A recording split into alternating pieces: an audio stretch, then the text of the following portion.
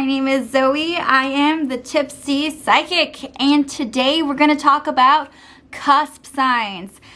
On my channel, I talk a lot about cusp signs. It's one of those astrological niches that I try to really get into when I make my content. So today I actually want to explain what cusp signs are, because they are a very controversial topic among astrologers. Like, a lot of astrologers don't believe in cusp signs, and I totally get it. I totally get why. And today I want to talk to you guys about why. Because you might be hearing this. You might be hearing, oh, but cusp signs don't exist, or they're not real, or what are cusp signs? So let me get into all this.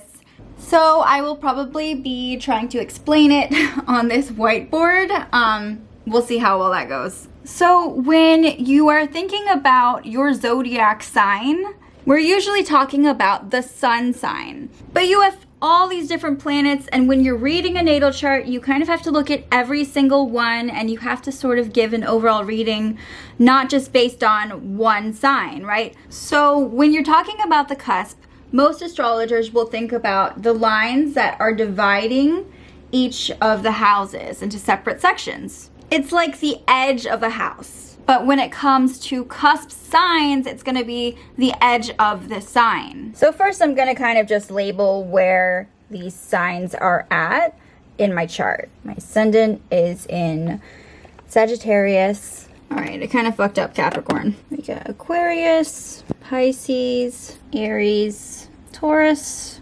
Gemini, Cancer, Leo, Virgo, Libra, and Scorpio. So these are basically where my signs are located. But depending on what type of house system you use to calculate your chart, it will look differently. So for example, I normally use the Placidus house system, which is really common. And it makes the houses look bigger or smaller depending on, you know, your information that you put in.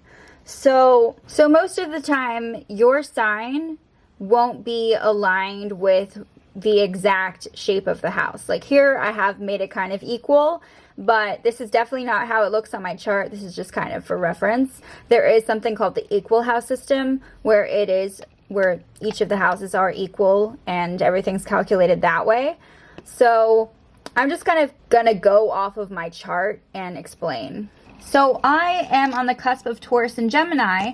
I am a Tauromini. So my sun sign is going to be somewhere between Taurus and Gemini. And so on my chart with the Placidus system, my sun sign is actually right here. And it is at 29 degrees.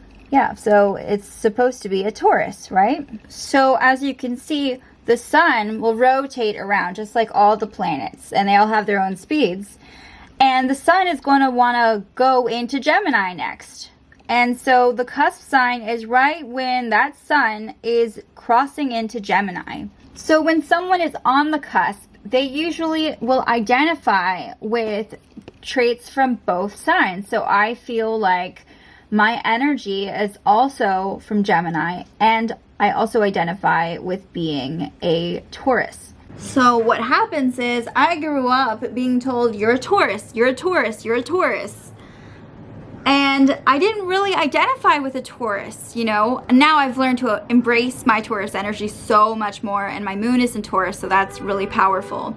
I had a really hard time with it. I really hated it. And the thing is, it's because I couldn't understand it. I couldn't see it. I was like, how am I a Taurus, you know? And I just don't believe that we suddenly just like switch into the next sign.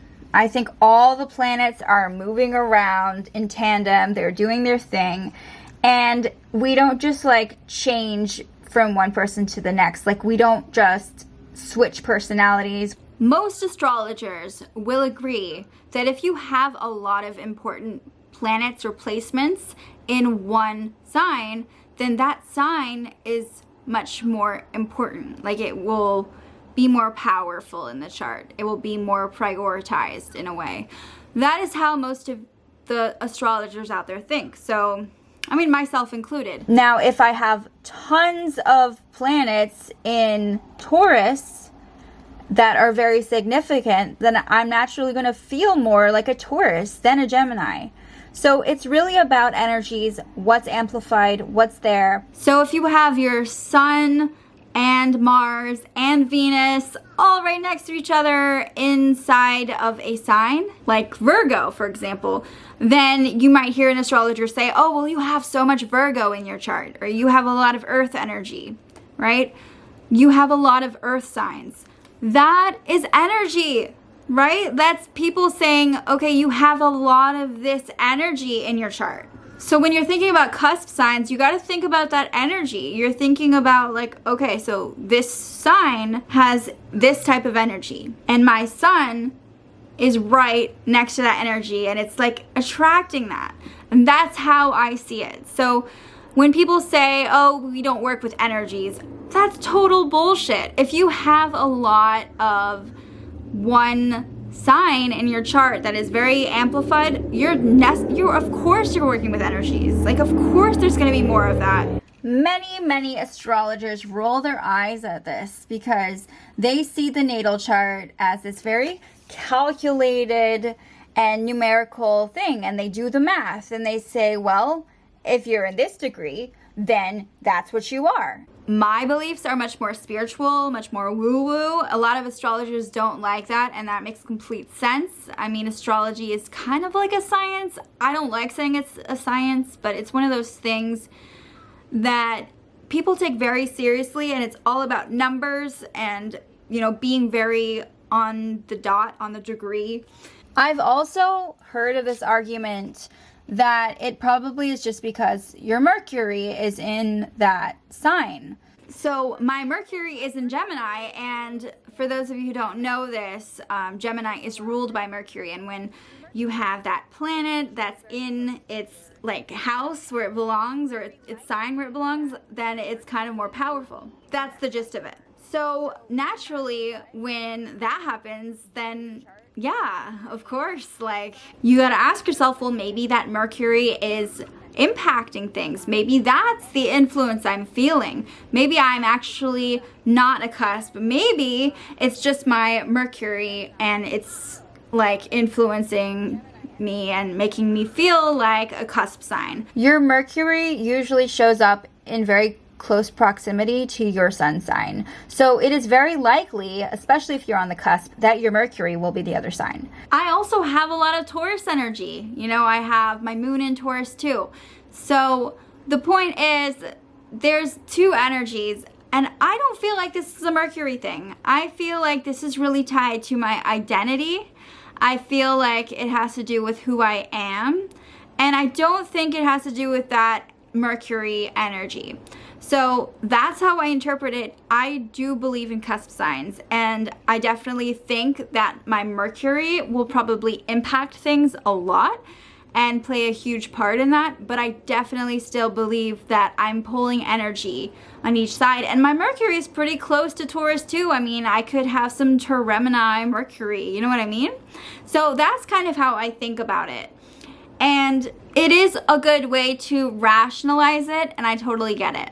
And yeah, astrologers will always mention, well, there's something else in your chart that is influencing things that makes you feel this way. Maybe you're feeling your ascendant, which is the Sagittarius ascendant, or maybe you just have a lot of, you know, air energy or something.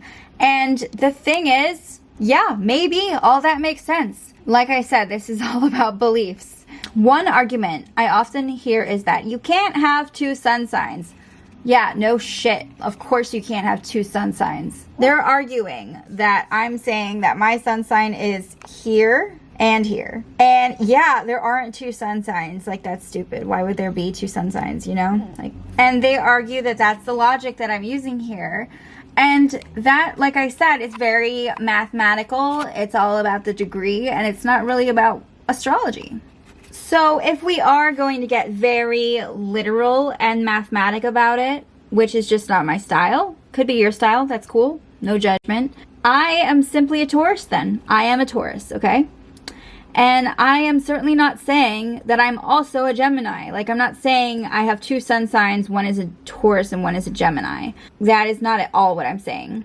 I just believe in energies, and I'm a psychic, okay? Like, energy is my area of expertise. And the thing is, as the planets rotate around degree by degree, and they pass through different signs and different houses, the energy changes, and it doesn't just change like this, it changes over time. And that's why we have things called decanates. And like, have you ever heard someone say, oh, I'm a Scorpio 3, or I am a Capricorn 2 and I'm dating a Taurus 1? Like, that's because they have divided the degrees, they have divided them, and they have interpreted the different energies in a nutshell. So someone born at the beginning of Aries will probably be very different than someone born at the end of Aries. And sometimes it's fun, like when you get to understanding the signs, you can see how your Aries friends are different based on when they were born within that month. Does that make sense? So it doesn't work like that. Like, you change, you evolve. Taurus that is born at the end will naturally start to become more airy. And I feel like that's just how the sign goes. That's just how the cusp signs work. I wrote my Saturn down here. My Saturn is on the cusp of Aquarius and Pisces as well. And it's square my sun, but that's another story. And so as you can see, that is going to change things too, because that really has to do with my limitations or my boundaries, or, I mean, there's so many different ways Saturn is represented, but it's definitely going to play a part in how I set those boundaries or how I do those things and how that manifests in my life. I definitely think that you can have both. You know, you can have other signs and other planets impacting you and your energy, and you can also be a cusp sign. And that's just the way I feel. I think what matters the most is how you feel too. Like, different astrologers will tell you different things, but it's about what resonates with you. So, you know, people will try to say, you're this, you're this, you're this, and like point at you and say that. But if you really don't feel like that, what are you gonna get out of that? Because astrology is about self-discovery, it's about learning, it's about growth. And so when someone's just trying to shove something in your face that you really don't resonate with, you're just not gonna buy it. You're not. And so I am a cusp sign, not because anybody like told me that I am, but because I have learned about cusp signs and I resonate so deeply. It's how I feel. It's why I make content about it. So please let me know if you have any planets on the cusp. Did you know you were a cusp sign? I want to hear your stories in the comment section below. My cat is trying to like sleep on my on my camera. Yeah, I've been wanting to make this for a while because people keep asking me about cusp signs. They're like, well, I've been told they don't exist. And I'm like, okay, that's fine, you know? You believe what you want to believe, and these are my thoughts. So, but yeah, now that we have everything under control, like we understand each other, I hope this was really helpful. Like, for those of you who don't know what cusp signs are, maybe, or what they're all about. I definitely don't think there's anything else that I can say. But if you have any questions, please comment below. I would love to hear from you. Bye-bye. Oh yeah, subscribe.